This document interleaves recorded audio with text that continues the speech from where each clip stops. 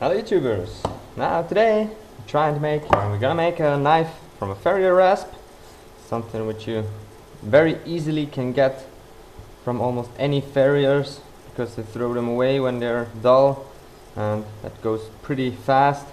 So these things are very cheap, or even for free. And we started with a piece like this, a complete file or rasp. One side is a file, the other side is a rasp. So what I did, cut off a piece. This was already cut off by the last knife I made out of this piece, or last thing, I don't know. And what we're gonna do now is we try to make a really nice, some kind of a Bowie knife, as I get requested to make a Bowie knife. And you should get about something like this. And as I said, what I'm going to try to do is make a full tang knife with a tapered tang. That looks very nice. It is very nice for the balance, and the most nice thing is the optic. Yeah, so I try to not flatten the piece in the middle. I'm just gonna take the blade shape out of it. The tip we're gonna make here, because here we have no tooth and nothing, so the tip will not be as fragile. Because if you have cross lines like this one, these are cutting lines, they're going in a pretty steep angle inside there. That's always a stress point of the blade, a fracture point where it could fracture, and you don't want that. So what we're gonna do also is we're gonna forge the bevels just a little bit, not too much, because if you forge the bevels too much on a knife like this, you don't get rid of these lines on the bevel, and that could also get a stress point on your knife. But you will always see these dimples and this filing and rasping notches in the knife. And yeah, I think we're gonna get started.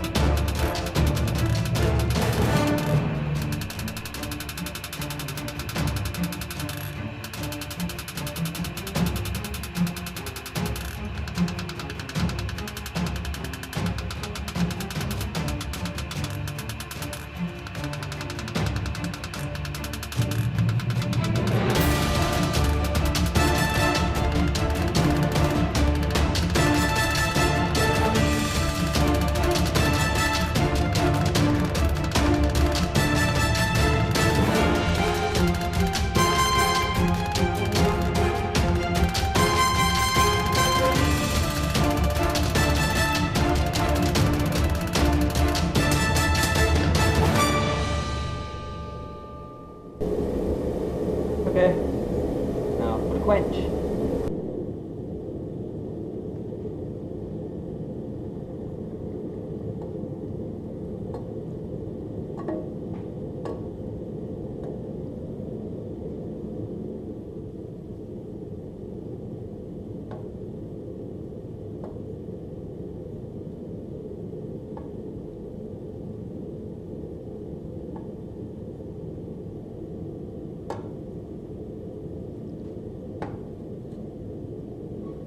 Okay, now this is the accident, the piece we got out of forging.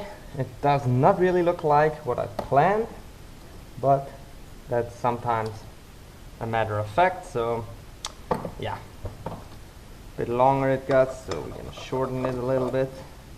Like, shorten it here. A little bit longer handle would always be nice.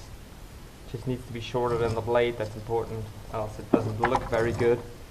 And with a soapstone, I'm gonna mark where the handle scales get onto, maybe it holds a little bit. Pencil doesn't look really better. Okay, now the shape of the blade also will suffer a little bit. I guess, because as I said, I wanted to make a Bowie knife a little bit kind of and therefore I think we need to cut a bit of the tip. So next thing, we're gonna temper the piece, and then we're gonna start pre-shaping the form, cutting it off, and drilling the holes, grinding the bevels, and so on. And then we're gonna look for a nice handle material. Okay.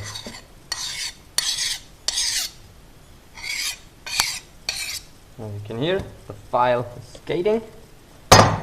Very nice, so we can harden properly. And I forgot to show you the tempering, but here you can also already see the straw color. The tang or the spine got slightly blue, but just very slightly on one side. So the other side, as you can see here, very dark gold or slightly brown. Very nice color for an almost spring taper, for an almost spring temper. And now what we're gonna do is watch for a straight cutting edge.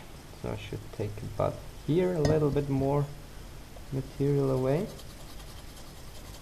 That's all. Then we're straight, and that could take here a little bit, so I need to take there less to get a slightly wave out of the curve. I don't know if you can see it, but I think we'll not be able to really see it. And also drill the holes 4H7, so that means 4.00 holes. Now that I've ground the blade to a almost mirror finish, I just finished at 600 grit and then go to the buffing wheel, so all scratches are visible. Same direction, machine grind, but polished up to a nice shaving sharp edge. So I decided to get some nice handle material, and in this case we're gonna take some blonde buffalo horn. I don't know if it's called blonde in English also, because it's this distinctive yellow-white color. And what I'm gonna do next is I'm gonna mark the handle scales.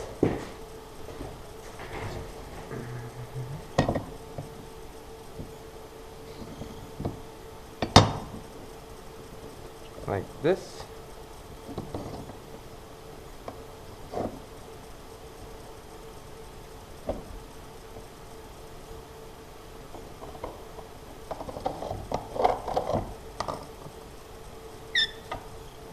White is even better visible.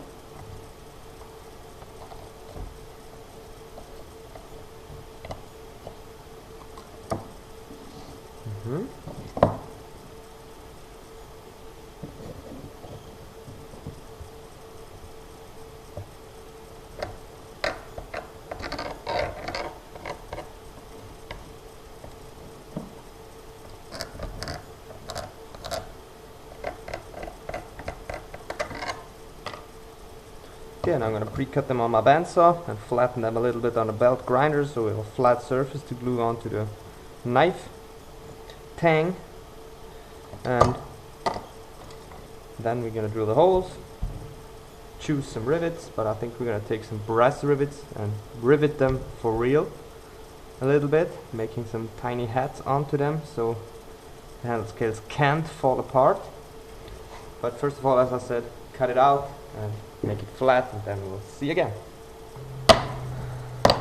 Okay, scales cut to size, and what I'm going to do next is putting them on to mark the front where it should be, where it is.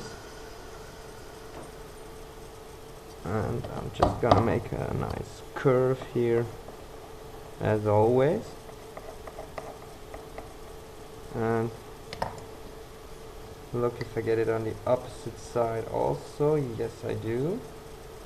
So I'm gonna put them together after the first is finished, and then clamp them a little bit together so I can finish the second one, and then I'm gonna start drilling the holes. Now I'll flatten the scales a little bit so I can put them on a surface to drill. It's way more easy to drill than they're round, and also to clamp them perfectly onto the knife and drill the holes now. You clamp it on like this with 2 clamps and start drilling the first hole, putting the rivet in, setting the clamps for the next hole, and so on and so on. Always put the rivet in when the hole is drilled, and then you make sure all the holes are perfectly centered to each other and you don't gonna produce any waste. Well, now this is what we look like till now. It's not glued because the front surface is not finished, and that's the thing we're gonna do next. Always remember, I'm always gonna tell you that because it's a very important step in knife making, and I really want you to get beautiful and nice knives. So always remember, finish the front surface before gluing on the handle scales. And as I said, that's what I'm going to do now. Just align them and start grinding them slightly round, and gonna grind them with a hand sanding paper to 400 grit and then buff them on the buffing wheel, and then we can glue on the handle scales.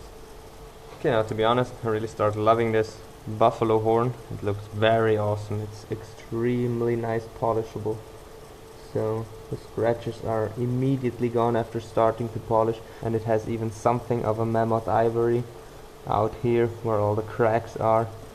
It's just amazing material. I really love this stuff. Got it for free from a friend of mine. He didn't know what to do with it, so thank you very much, Georg, for that again. And yeah, I'm gonna go on with this extremely nice pieces and start gluing them onto the handles. And gluing them onto the handle, just remove the pins, and I think we're ready for mixing the epoxy, gluing the whole thing together, and then we'll have a look at riveting the rivets.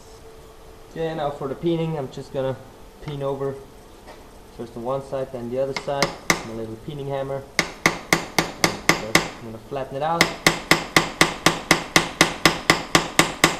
And I'm using the bald part to get a head shape.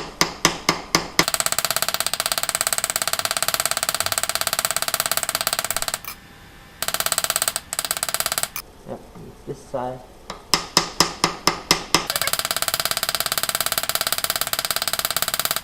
Do not peen too much, otherwise the bone or the horn could rupture or break apart, split apart.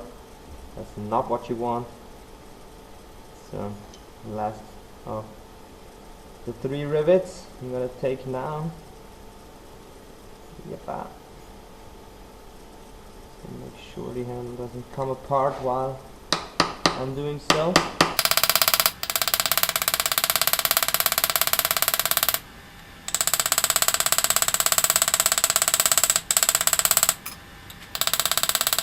Okay, now this should be good, and I'm going to attach the second clamp again just to make sure that there is no bowl on the handle, anything else. Then next we're going to do is remove the front glue here, and then we can start shaping the handle. Okay, well, it starts to take shape, it starts to look nice. I ground to 240 grit. So the metal has already a nice finished touch, and what I'm going to do now is hand polish the whole thing a little bit with 320 grit, and then we already go for the buffing wheel. Okay, just to show you once more, before polishing, looks like this. Can also be a nice finish, also looks pretty good. You can polish it even further to, let's say, 400, 600 grit. And after that you could leave it if you want to, but I'm gonna take it to a shine, so we go for the buffing wheel. Well, I really have to say I like this stuff always more. The more I work with it, the more I like it, I guess. And just looks very awesome. It has something of a coffee brown gray color with a little bit lighter here and a little bit more gray here, and a brown line up here. You get some of the scale left over here, but sadly we lost most of it because of the shape. We need to sacrifice it for the shape of the handle. I should have ground it a little bit thinner, but as you see in the back, it looks very awesome. And if I ground it a bit thinner, we maybe would have left over a little bit more of these outside bark pieces, I call them. I think they look very awesome, very nice, but also they got tiny fractures all over them, but I think it doesn't really make them any weaker at all. Now you want to show me, you want to get shown how sharp it is. You always want to know how sharp it is. Just have a piece of cardboard here, but it will also do to show you.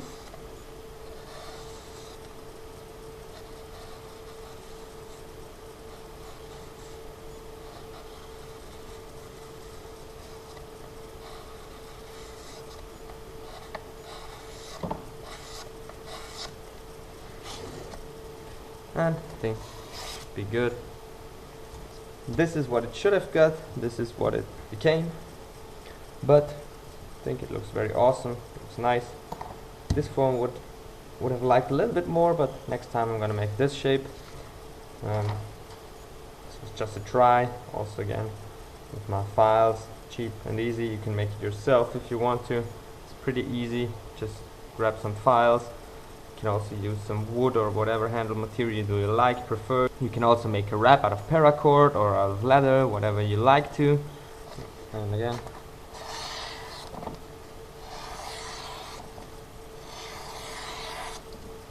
just to show you, it is pretty sharp. Okay, now I hope you liked this video. Please give me a thumbs up, share it with your friends, leave me a comment if you have any questions, and thanks for watching.